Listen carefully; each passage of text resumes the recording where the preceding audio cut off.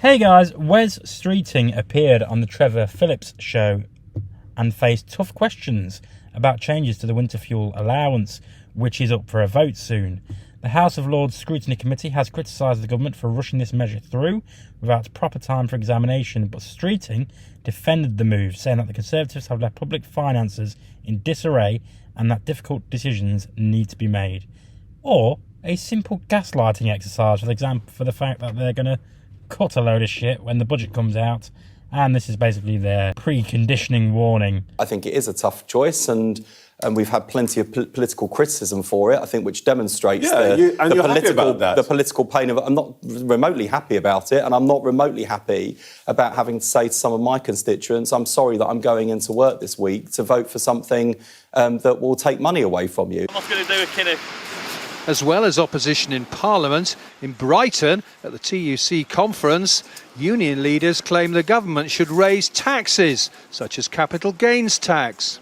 We want to make sure that every pensioner can pay their heating bills this winter. But more broadly, we do need to ask the question, well, why do those who get their income from shares and from property pay a low rate of tax than those who go out to work every day? How can we tax wealth effectively in this country? The TUC will debate a call for a wealth tax on millionaires, a 1% tax on the top 1% of earners.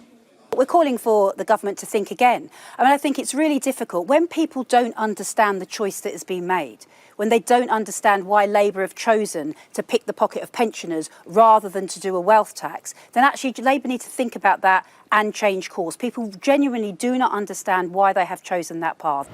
This is the first TUC conference under a Labour government for 15 years. Sir Keir is expected here on Tuesday. That's the same day as MPs vote in the Commons on winter fuel payments. In a bid to contain the backbench rebellion, Rachel Reeves will address Labour MPs at Westminster tomorrow, at the start of a tough week for the Chancellor and the Prime Minister.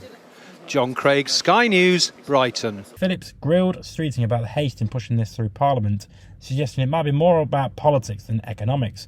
Streeting admitted it was a tough choice, noting that while it's painful to take money away from some people, including his constituents, it's a necessary decision to maintain financial stability.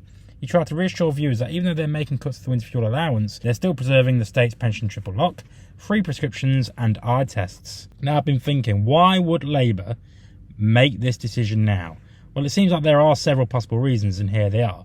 Number one, signalling tough choices. Labour wants to show that they're willing to make the hard decisions, even since more difficult choices are likely coming.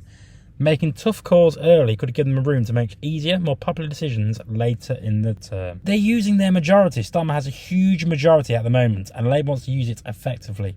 Pushing through tougher measures now ensures that they make the most of their political capital before it fucking dries up and Keir Starmer is thrown to the wind. Before internal divisions or outside pressures weaken their position.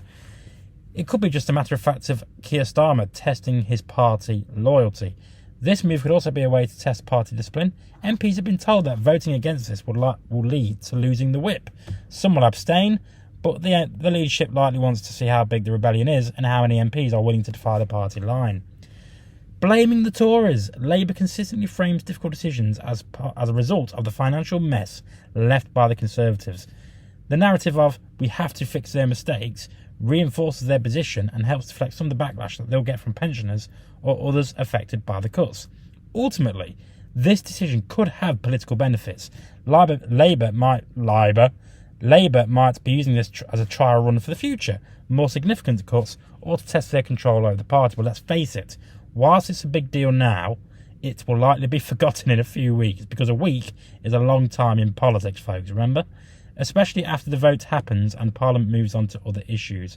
So what do you think? Is this a smart political move by Labour, or are they risking too much? Let me know in the comments. As always, I've been Jake from Just Jake. Subscribe to the channel, and as always, make love, not war, because you will have no winter fuel payments, so you'll be even more in poverty than you would normally be.